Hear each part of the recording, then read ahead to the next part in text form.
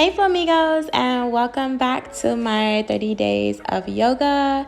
Today is day 5 and we're doing low body stretches to help expedite your splits. So hit pause if you need to. If you're not ready, we're jumping right into my favorite poses, okay? So up first we have pose number 1, which is pigeon. And I like to start in tabletop and then slide my knee through. Option here is to keep both of your knees bent if you don't quite feel flexible enough to extend that back leg. Now, before you start to inch your front body over the front knee, consider looking at your back leg. Make sure the knee and the leg are in line, okay? Foot included.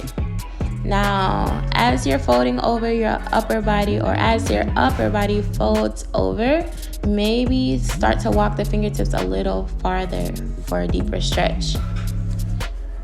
Releasing and coming back into a low lunge. This is the second pose actually for our splits.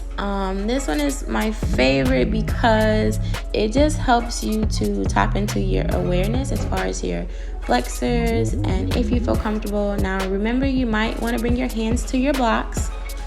Also remember that alignment is key here. Your front knee is 90 degrees over your ankle. Your back leg is in line with the knee. And then to increase that stretch, go ahead and lift the hands up and overhead. We're stacking shoulders over the hips to increase the stretch in our psoas and our hip flexors. Now, pushing back into our third pose, this is runner's lunge. The hips push back and the leg extends straight, or your option to keep it bent.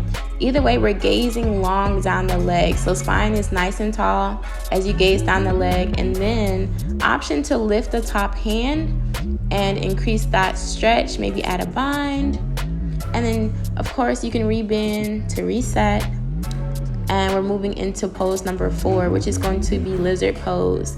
Notice how I'm walking my foot to the outer edge of the mat. I'm rolling onto the edge of my foot, and then I'm pushing that knee out.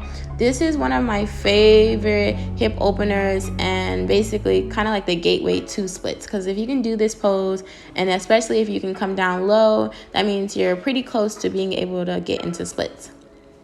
Now remember, you can use your blocks here as well for the hands or the forearms. And then option to add the twist, twisting chest into inner thigh or not. You decide what feels good for you here. We're going to back off and reset. Take a moment either in half split to see how your progress, or if you're feeling that full split or feeling that pose or feeling ready, find your full split. Option for blocks here, of course. This is a big one because we want the blocks to help us to stay safe and help us to keep from or prevent from overstretching, which is going to cause injury. Now, folding the upper body as low as you can over that leg, or staying upright through the upper body. I have an option for you, take it or leave it, but see how it feels to bend the back knee. Now, you don't have to bend the back knee a lot, but if it's accessible to grab the foot or to wrap the foot into elbow crease, or maybe to try for a mermaid of a sorts, your option is to try an option or to leave the options. This is your practice. Don't forget to tap into your body and see what feels good for you next. Now, releasing your half split or full split, whatever variation you're in, take your time, maybe even use your blocks to reset and to exit this pose. That was pretty much the practice. Now we're getting back into pigeon, just because I kind of want to show you guys some variations of pigeon that will help your back leg or your back hip flexor feel more secure, of course by flexing it.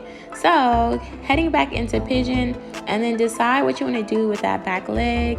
Maybe both of your knees are bent, maybe you're reaching back for that foot and you're falling softly over the front knee. Again, we want to encourage the flexors to soften and release, so make sure the back knee is safe and comfortable. You might even double up on your mat here.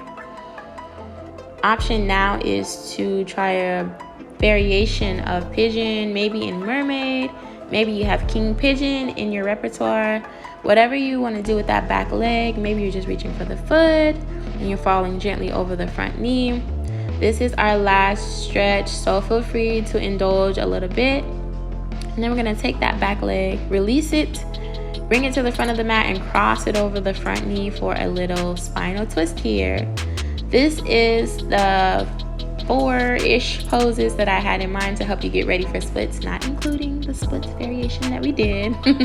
I hope you guys enjoyed this quick, short, sweet splits tutorial. I really enjoy flowing with you guys. So thank you, Flow Amigos, for tuning in, and I will see you guys next time. Peace and blessings.